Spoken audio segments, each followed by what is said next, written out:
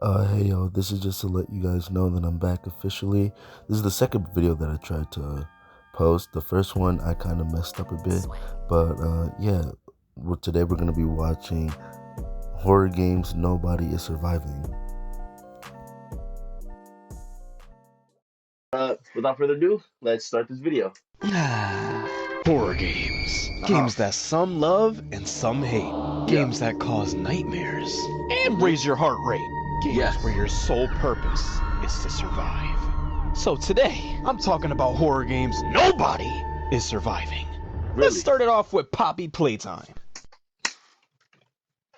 No, if you think you're surviving Poppy Playtime, you must be on drugs. I don't know what the main character is like on, but they're just built different. No glaze, but they're built different. Say a whole bunch of nothing that I don't care about. Like realistically, Now, Poppy Playtime is a horror adventure puzzle game. It takes place in an abandoned factory with sentient toy beings. Yes. Toys that are alive. And I ain't talking about Toy Story. These people in this factory made children into toys. Y'all are sick! These are terrible! They built an entire orphanage and was steady making experiments. I am appalled.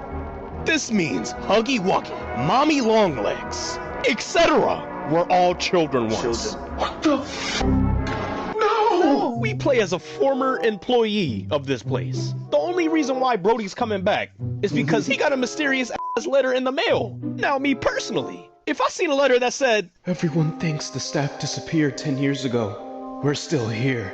Find the flower." I'm throwing that letter in the trash. There's no way you're telling. No, that's not happening. I get this letter, I'm dumping in the trash. And what? There's like a tape. Yeah, I'm dumping the tape in the trash. I'm not going back to that. There's blood on it. Oh my God, bro. There's no way. I'm not coming back to the factory. Yes, I used to work there.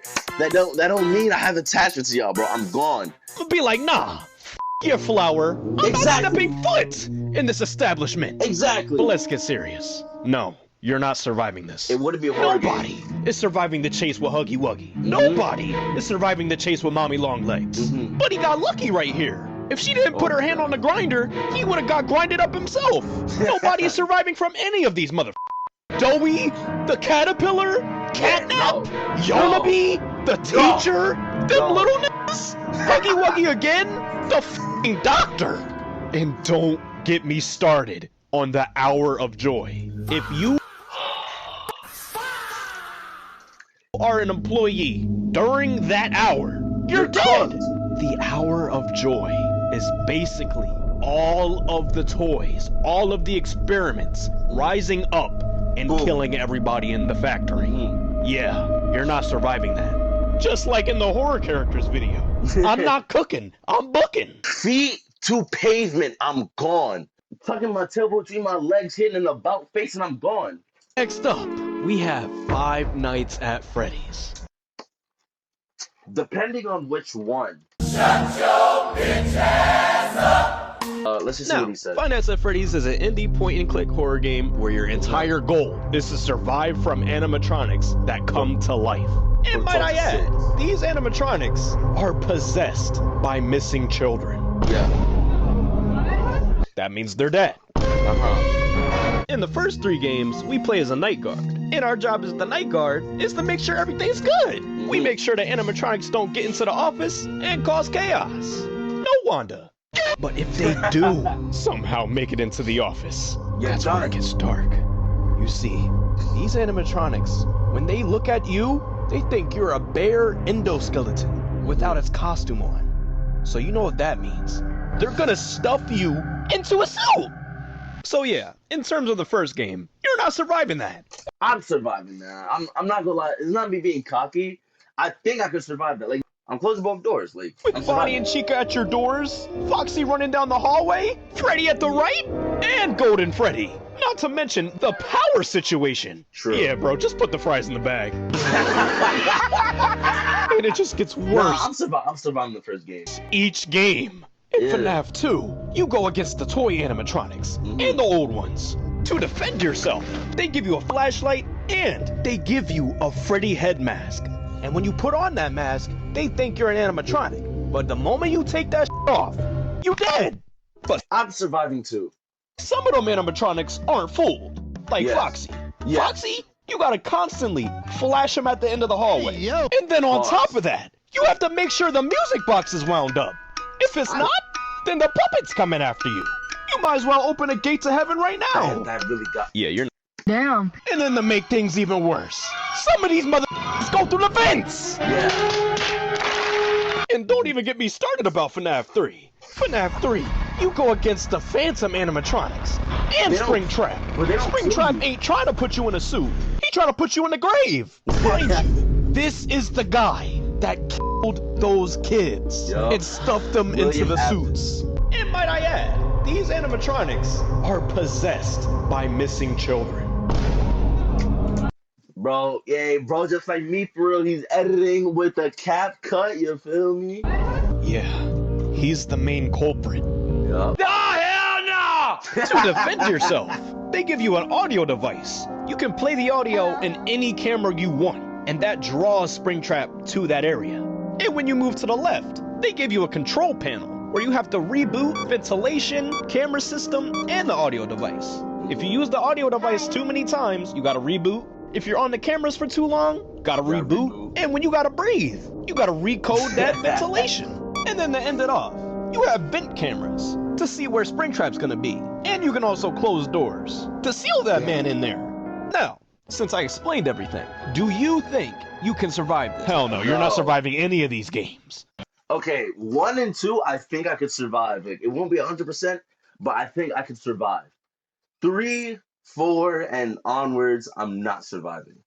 Like, at all. With the Phantom animatronics, they're meant to throw you off. They're Yeah. hallucinations. And then Springtrap, he's literally a killer. He's the purple guy. Yeah. Fredo said it best. So what do you say?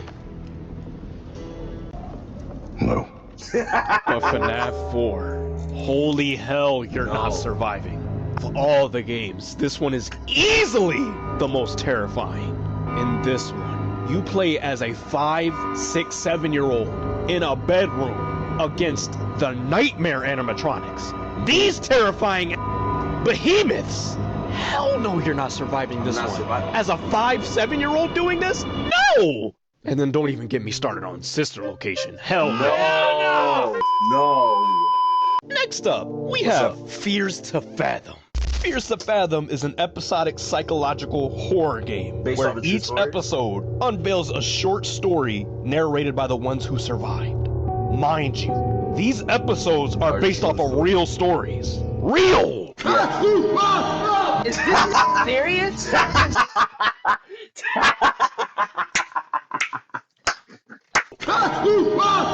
Is this serious?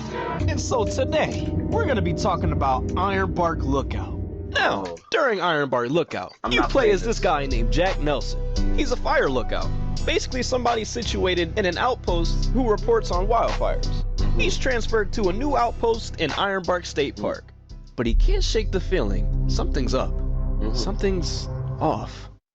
We start the game with Buddy driving in his RV. He's like, I'm hungry, and stops by a local diner. And while he's at the diner, he starts talking to some of the locals. The locals start bringing up news about 3 missing kids. Hikers, tourists, all going missing. And it all leads back to the park.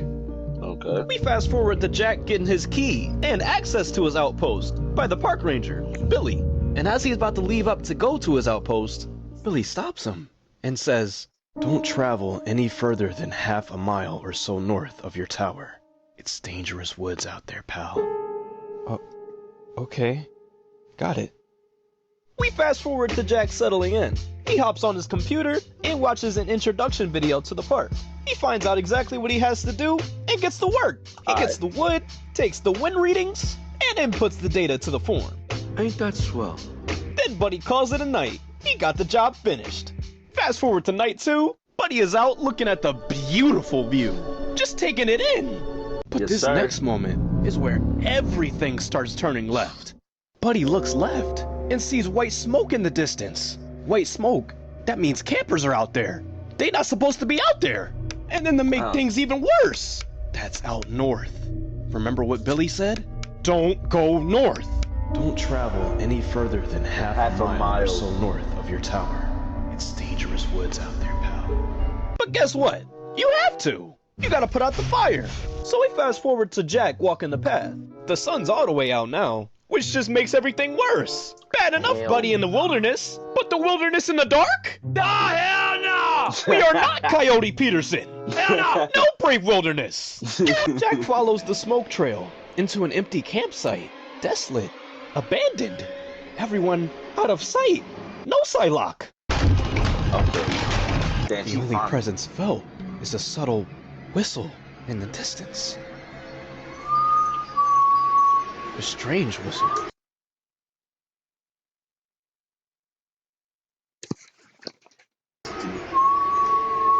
But Jack doesn't pay any mind. Picks up a pot, fills it with water, and puts out that fire. And he travels back to his outpost and heads to bed. I'd be so scared. Jack wakes up 2 in the morning.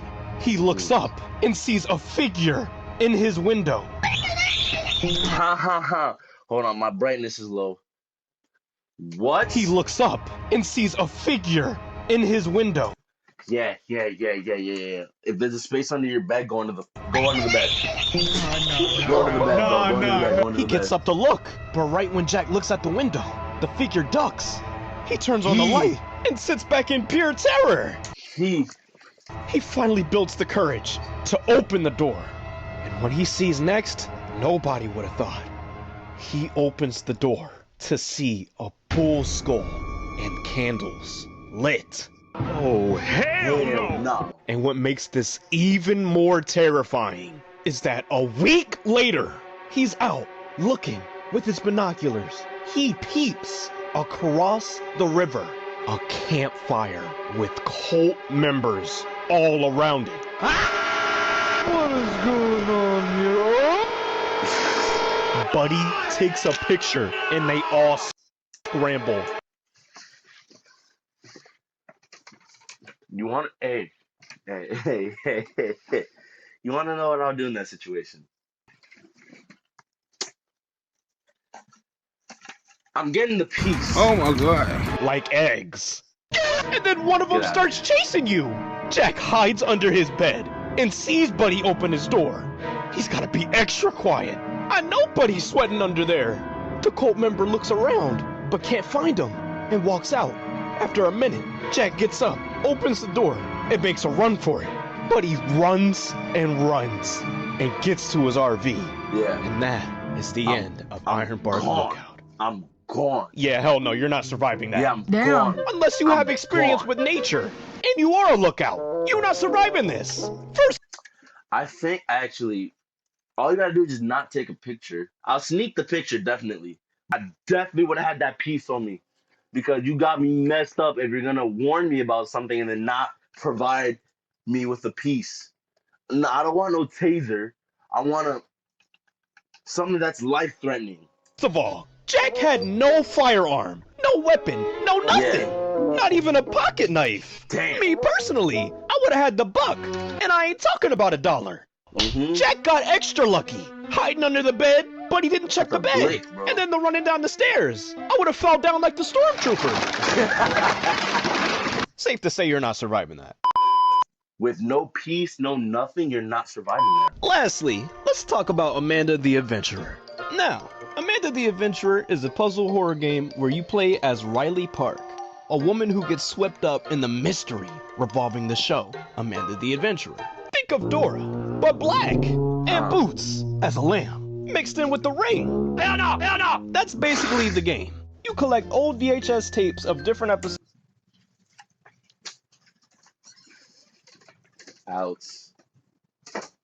of the show, and it starts out holly and jolly.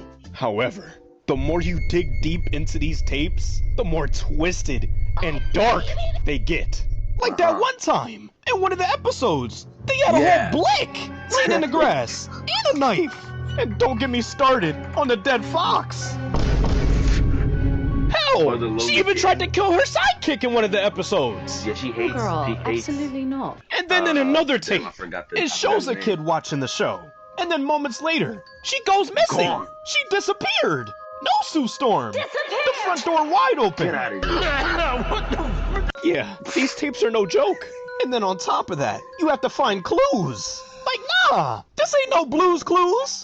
You gotta be a real detective in this shit.